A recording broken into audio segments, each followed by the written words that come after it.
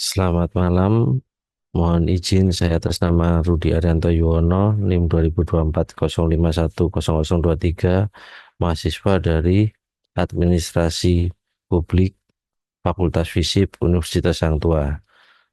Mohon izin untuk mempresentasikan rangkuman saya pada bab 13 pada buku Administrasi Pembangunan dengan penulis Dr. Sahya Anggara MSI dan Li Sumantri MAG. Pada bab 13 ini kita membahas tentang dilema administrasi pembangunan. Pada hakikatnya, administrasi pembangunan menghadapi beberapa dilema, terutama dalam implementasi kebijakannya. Menurut Rondinelli dan Cema 1983 menyatakan bahwa implementasi tidak hanya masalah teknis, tetapi juga melibatkan faktor sosial, politik, dan hubungan antar organisasi.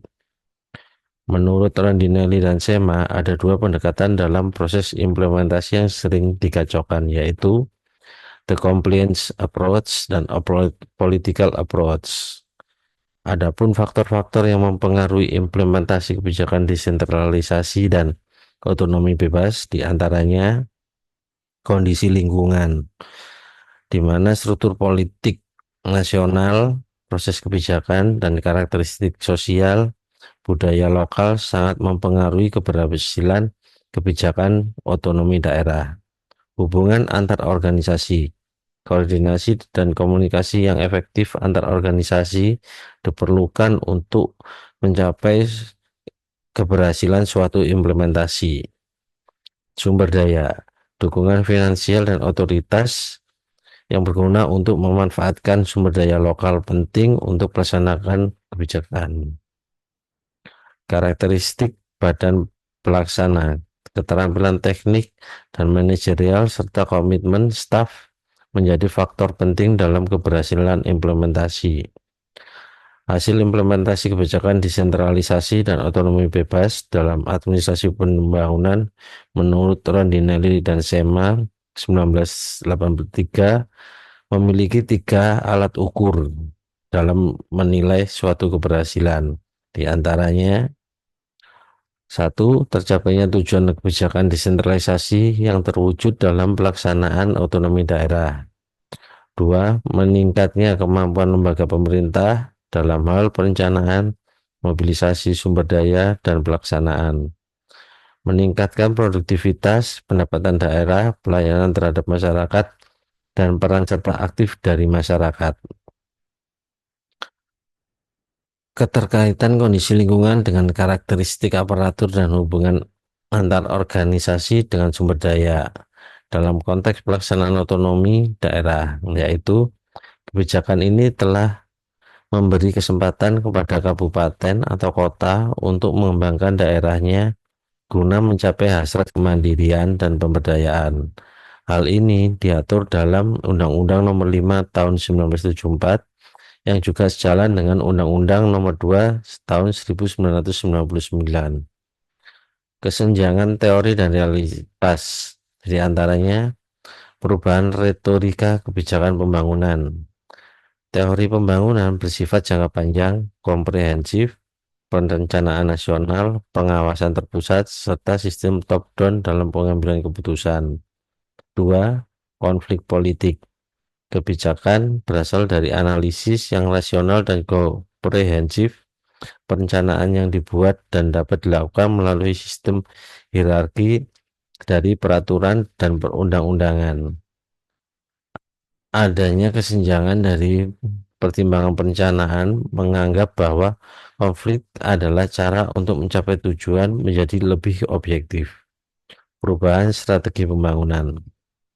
Strategi pembangunan berubah sejak tahun 1970 dari permasalahan pembangunan yang rumit dan tidak terkendali menjadi prosedur perencanaan dan manajemen yang kaku dan rutin. Batasan perencanaan rasional dan manajemen sistematik. Adanya ketidakpastian dan kompleksitas dalam pembangunan sehingga diperlukan pendekatan baru yang lebih fleksibel.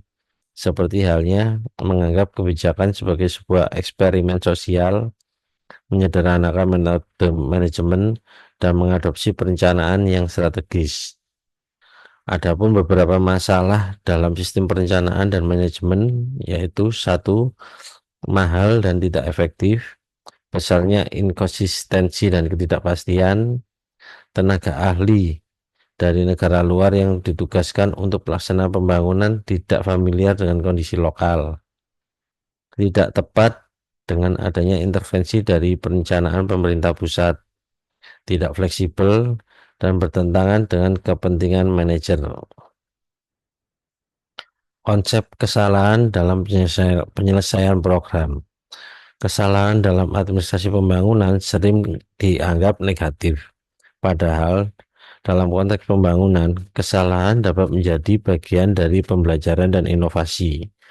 Kemampuan manajer dan administrator untuk mengevaluasi dan memperbaiki kesalahan menjadi penting untuk keberhasilan program pembangunan. Di antaranya, satu, kemampuan manajer dan administrator. Dua, sistem prosedur administrasi pembangunan. Tiga, kelemahan hubungan sistem administrasi publik.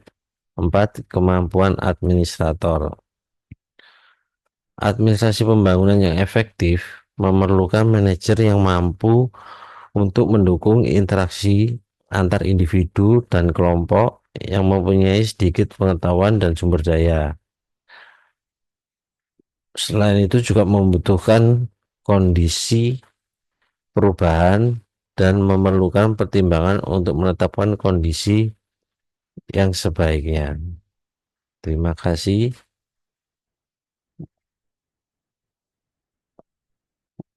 Berikut adalah presentasi rangkuman dari bab 13 dilema administrasi pembangunan saya. Terima kasih.